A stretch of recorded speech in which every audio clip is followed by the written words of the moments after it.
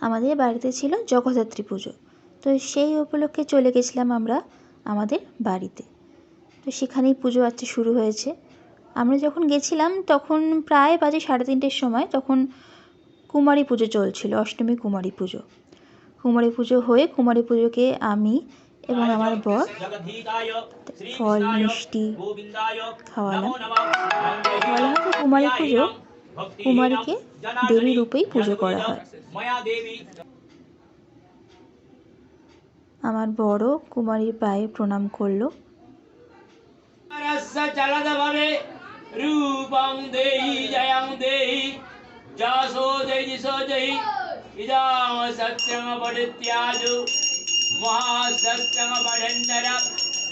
কুমারী পুজো শেষে হচ্ছিল চণ্ডীপাঠ।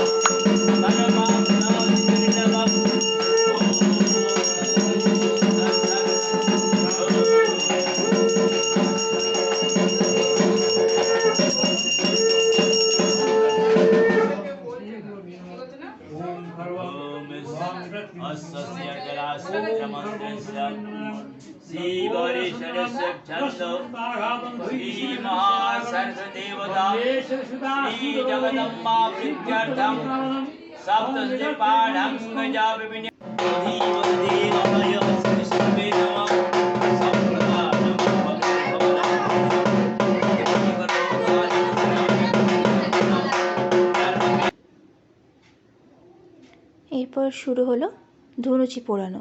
এটাও আমাদের বাড়ির একটা পুরনো নিয়ম।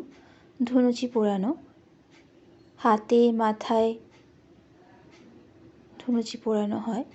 তারপর তার কোলে বসে মায়ের কাছে যা মনস্কামনা সেটা চাইতে হয়।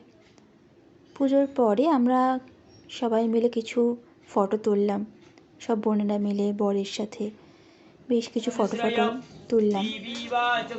তোলার পরে সন্ধ্যাবেলায় প্রদীপ জ্বালানোর পালা। প্রদীপ জ্বালানো হলো, সবাই মিলে প্রদীপ জ্বালানো হলো। তারপর যজ্ঞ, সব শেষে যজ্ঞের পালা। পুরো দিনটাই আমাদের এখানেই কাটলো আজকে। খুব সুন্দর করে দিনটা আমাদের আজকে হলো। প্রায় যজ্ঞ শেষ হয়েছে তখন